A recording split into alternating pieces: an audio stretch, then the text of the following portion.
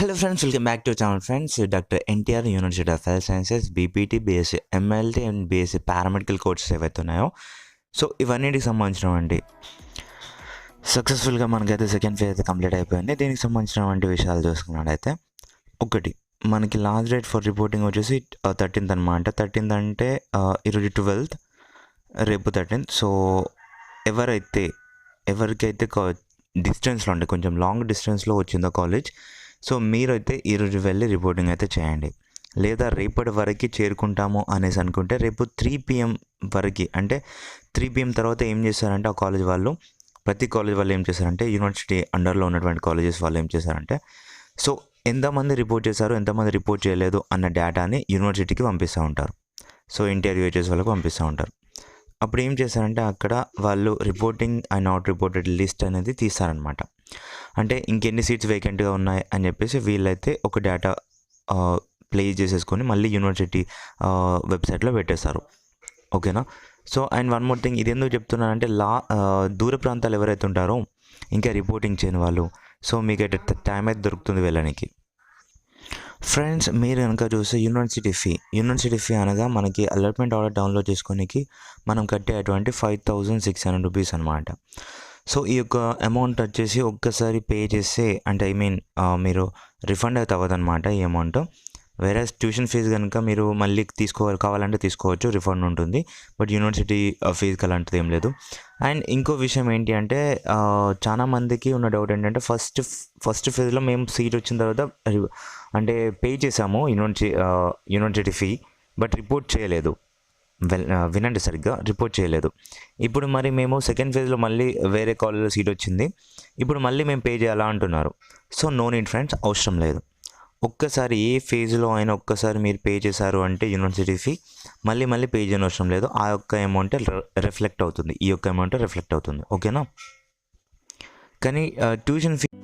So friends, శాస్త్ర group of colleges Nellore, ఈ college యొక్క ప్రత్యేకతలు మీకైతే ఇక్కడ స్క్రీన్ పైన ఇస్తున్నాం చూడండి. Extra curricular activities, lab facilities. And మీరు కనుక ఇంట్రెస్టెడ్ అయి ఉంటే ఇక్కడ వచ్చి మనకి ప్రొఫెషనల్ కోర్సెస్ అయినటువంటి Sastra college of nursing and Sastra college of physiotherapy for BPT కోర్స్కి కూడా ఆఫర్ అయితే చేస్తున్నారు మనకి. ఆహ్లాదకరమైన వాతావరణంలో మీ యొక్క గ్రాడ్యుయేషన్ జరగాలి అంటే తప్పకుండా ఈ యొక్క కాలేజ్కి అయితే మీరు వెబ్ ఆప్షన్ ఇచ్చే టైంలో చూస్ చేసుకోవాల్సి ఉంటుంది. అటువంటి శాస్త్ర కాలేజీకి కాంటాక్ట్ అవ్వాలంటే ఇక్కడ మీకు స్క్రీన్ పైన నెంబర్ ఇస్తున్నారు, చూసుకోండి. మీకు వస్తే ఏదైతే ట్యూషన్ ఫీ ఉందో ఈ ట్యూషన్ ఫీ విషయానికి వస్తే కనుక మీరు ఇన్ కేస్ ఇప్పుడు ఇంతకుముందు ఫస్ట్ ఫేజ్లో సీట్ వచ్చింది, అక్కడికి వెళ్ళి రిపోర్టింగ్ చేసిన వాళ్ళ గురించి మాట్లాడుతున్నాను. మీరు రిపోర్టింగ్ చేయడానికి వెళ్ళారు, అక్కడ వచ్చేసి వాళ్ళు అన్నారు కదా అంటే 85,000 రూపీస్ అన్నారు. అప్పుడు మీకు ఆ కాలేజీలో రిపోర్టింగ్ చేయాలి అనిపించలేదు, మీరు కొన్ని అనివార్య కార్యాల వల్ల రిపోర్ట్ చేయలేదు, అంటే అమౌంట్ పే చేయలేదు. ట్యూషన్ ఫీజు 85,000 రూపీస్ అనేది పే చేయలేదు. ఇప్పుడు మళ్ళీ సెకండ్ ఫేజ్కి పెట్టుకున్నారు, సెకండ్ ఫేజ్లో వేరే కాలేజ్ వచ్చింది, ఇక్కడ వచ్చేసి వీళ్ళు అంటున్నారు 35,000 రూపీస్ అంటున్నారు. సో ఇప్పుడు ఏం చేద్దాం అనేసి అనుకుంటే ఈ యొక్క మీరు ఫస్ట్ ఫేజ్ రిపోర్టింగ్ చేయలేదు కాబట్టి 35,000 ఇప్పుడైతే కట్టేస్తే మీ యొక్క రిపోర్టింగ్ అనేది కంప్లీట్ అవుతుంది. లేదు, ఇలా కాకుండా మరొక విధంగా అనుకుందాం. లైక్ ఇంతకుముందు మాకు ఫస్ట్ ఫేజ్లో సీట్ వచ్చింది అండ్ మేము ఈ అమౌంట్ పే చేసాము, సెకండ్ ఫేజ్లో కూడా సీట్ వచ్చింది, మేము ఈ అమౌంట్ అడుగుతున్నారు. ఇప్పుడు ఏం చేయాలి అంటే ఫస్ట్ ఫేజ్లో వచ్చిన కాలేజ్ దగ్గరికి వెళ్ళి 85,000 రూపీస్ ఉంది కదా, ఈ యొక్క అమౌంట్ తీసుకొని అందులోంచి మీరు 35,000 రూపీస్ అయితే ఇప్పుడు కొత్తగా వచ్చిన కాలేజ్ వాళ్ళకి ఇవ్వాలి. అంటే మిగతా అమౌంట్ అనేది మీ జేబులోనే ఉంటుంది. ఓకేనా.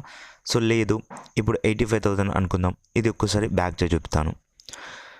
ఫస్ట్ ఫేజ్లో 35,000 రూపీస్ అడిగారు అండ్ ఇప్పుడు సెకండ్ ఫేజ్లో మరొక కొత్త కాలేజ్ వచ్చింది, ఇక్కడ 85,000 రూపీస్ అడుగుతున్నారు. అంటే అప్రాక్సిమేట్గా చెప్తున్న ఎగ్జాంపుల్ ఇదంతా. సో ఇప్పుడు ఫస్ట్ ఫేజ్లో వచ్చింది 35,000 కదా, సో అప్పుడు రిపోర్టింగ్ చేశారు మీరు. సో ఇప్పుడు కొత్తగా ఈ యొక్క కాలేజ్ అంటే కొత్తగా వచ్చిన కాలేజ్ అంటే 85,000 రూపీస్ అడుగుతున్నారు. ఈ కాలేజ్లో మీకు చదవాలనిపిస్తుంది. ఇప్పుడు ఏం చేయాలి అంటే ఈ 35,000 రూపీస్ తీసుకొని ప్రాసెసింగ్ ఫీ అనేది అట్లా ఛార్జ్ చేస్తూ అంటారు, అదేమి ఉండదు, సింగిల్ రూపీ కూడా ఛార్జ్ చేయరు, చూసుకోండి. 35,000 రూపీస్ తీసుకొని మీకు అడిషనల్గా ఇంకా 45,000 రూపీస్ కలిపితే 85,000 అవుతుంది కదా, ఆ అమౌంట్ అనేది యాడ్ చేసుకొని మీరు కొత్తగా వచ్చిన కాలేజీకి వెళ్ళి రిపోర్టింగ్ చేయాలి. ఓకేనా. ట్యూషన్ ఫీజు విషయంలో కేర్ఫుల్గా ఉండండి, తప్పులు చేయమాకండి. ఓకేనా. అందుకొరకే నేను మళ్ళీ క్లియర్ కట్గా ఎక్స్ప్లెయిన్ అయితే చేశాను ఇప్పుడు మీకు. మరొక విషయం ఏంటి అంటే రిపోర్టింగ్ చేసిన తర్వాత మీకు ఒకటి ఇస్తారనమాట. అంటే అన్ని సర్టిఫికేట్స్ మాకు అందినాయి. ఇది మా యొక్క బాధ్యత. వీళ్ళ సర్టిఫికేట్స్‌ని సెక్యూర్‌గా పెడతాం అని చెప్పేసి వాళ్ళు ఒక ఫామ్ ఇస్తారు. ఆ ఫామ్ అంటే జిరాక్స్ కాపీ అది. అది తీసుకొని మీరు రావాల్సి ఉంటుంది. అది మనకొకటి ప్రూఫ్. మన సర్టిఫికేట్స్ వాళ్ళ దగ్గర ఉన్నట్టు, మనం పే చేసినటువంటి అమౌంట్ వాళ్ళ దగ్గర ఉన్నట్టు. ఓకేనా? అండ్ ఇంకో విషయం ఏంటంటే థర్డ్ ఫేజ్ ఉంటుందా అన్నా అని చెప్పేసి చాలా మందికి ఉన్నటువంటి డౌట్ అనమాట. యెస్, డెఫినెట్‌గా 100%గా థర్డ్ ఫేజ్ అనేది ఉంటుంది. బట్ అందులో అనేది సీట్స్ అనేవి చాలా తక్కువ ఉంటాయన్నమాట. వెరీ లో సీట్స్ అయితే ఉంటాయి. మీరు అనుకున్న కోర్స్‌లో రాకపోవచ్చు. అందుకొరకే ఏమంటున్నానంటే, మీరు ఇప్పటివరకి ఏమనిపించిందో ఏంటో నాకు తెలియదు కానీ ఫస్ట్ ఫేజ్‌లో, సెకండ్ ఫేజ్‌లో మీకు రిపోర్టింగ్ చేయాలనిపించిందా? ఎందుకంటే కాలేజ్ నచ్చలేదు, సీట్ నచ్చలేదు అనేసి అనుకుంటారు. అలానే తిరుగుతూ ఎక్కడికో వెళ్ళిపోతుంది. సో అలా కాకుండా మీరు వచ్చేసి పర్టిక్యులర్‌గా స్టిక్ అయి ఉంటే ఏదో ఒక కాలేజ్‌కి, ఏదో ఒక కోర్స్‌కి స్టిక్ అయి ఉంటే అదే మనని ముందుకు తీసుకెళ్తుంది. సో నేనేం చెప్తున్నానంటే రిపోర్టింగ్ చేయండి. మీకు వచ్చిన కాలేజ్‌లో, మీకు వచ్చిన కోర్స్‌లో రిపోర్టింగ్ చేయండి. నచ్చలేదు అనేసి అనుకుంటే నెక్స్ట్ ఇయర్ వరకు వెయిట్ చేయండి. అప్పుడైతేనే మీకు కావాల్సినటువంటి సీట్ వస్తదేమో. అండ్ ఒకటేంటి అంటే లాస్ట్ ఇయర్ నుంచే మనకి బీఎస్సీ నర్సింగ్ అనేది ఎంసెట్‌తో స్టార్ట్ చేయడం జరిగింది.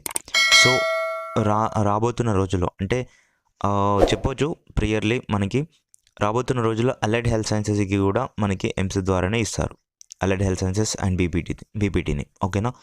సో అటువంటివి జరుగుతాయి కాబట్టి మీరు ముందుగానే టైం వేస్ట్ చేయకుండా ఉండాలంటే తప్పకుండా ఇప్పుడు మీకు ఎందులో అయితే సీట్ వచ్చిందో అందులోకి వెళ్ళి రిపోర్టింగ్ అయితే చేయండి. అదొక్కటే మీకైతే ఈజీ వే. ఎందుకంటే మీకు కావాల్సినటువంటి డ్రీమ్‌ని మీరైతే చేకూర్చినట్టు అవుతారు కాబట్టి సో అదైతే చేసుకోండి. ఓకేనా? Thank you friends. And in case ఏమైనా డౌట్స్ ఉంటే కింద కామెంట్ సెక్షన్‌లో తెలపండి. తప్పకుండా మీ డౌట్స్ అయితే సాల్వ్ చేస్తాను. లేదంటే మనకి ఇన్‌స్టాగ్రామ్ పేజ్ ఉంది. అందులో కూడా మెసేజ్ అయితే చేయొచ్చు. Thank you for watching this.